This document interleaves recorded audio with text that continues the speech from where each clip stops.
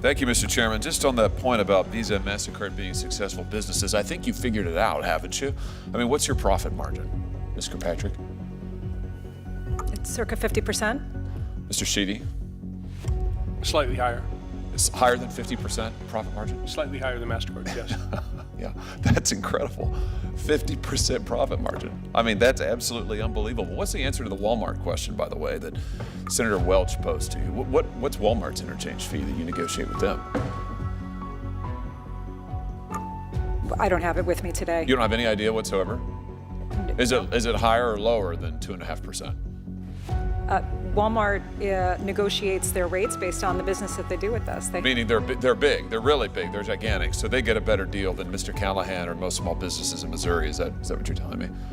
Yeah, Senator, we have volume discounts that we offer to some merchants. I suspect Walmart is one of them. And I don't believe that it's commercially unreasonable to get an arrangement where in exchange for more volume, a merchant can qualify for lower rates? Well, I'm sure it's not commercially unreasonable for Walmart, or certainly it's in their financial interest and in yours, but I doubt it's in Mr. Callahan's financial interest. And my question to you, Mr. Callahan, is when you've got Walmart and other major competitors getting charged much less than you are, why in the world would you stick with these guys? I mean, why is it that small businesses continue to use Visa and MasterCard when you're getting charged so much more? It's in my opinion, it's a matter of convenience for the customer, and customers matter to our business. Maybe is it because that Visa and MasterCard are effectively monopolies? They control 80% of the market. Certainly part of the 80% of the market. I'm just having a hard time understanding, Mr. Sheedy and Ms. Kirkpatrick. You have a business model. You're making over 50% profit margin. You are able to give the shaft to small businesses. Estimated cost to Missouri businesses from these fees is $1.5 billion. That's with a B, billion dollars a year. Why aren't all of these businesses running away from this model? Because they don't have a choice, because you control so much of the market. This is classic monopolistic behavior, and yet your testimony here today is you don't want any competition. You have 80% of the market, but you don't want any more competition. I'm having a hard time finding that position defensible, let alone sympathetic. I mean, it's unbelievable the amount of money that you're making. It's unbelievable what you're charging small businesses and consumers, and yet your testimony is, please, we can't possibly have any competition. I mean, let's talk about what you're doing to consumers who hold your cards. Last year, as I understand it, there were 726 million Visa and MasterCard credit cards issued in the United States. That's about 2 for every 1 person in the United States of America. Do either of you know how much debt is owed on your networks, Ms. Kirkpatrick?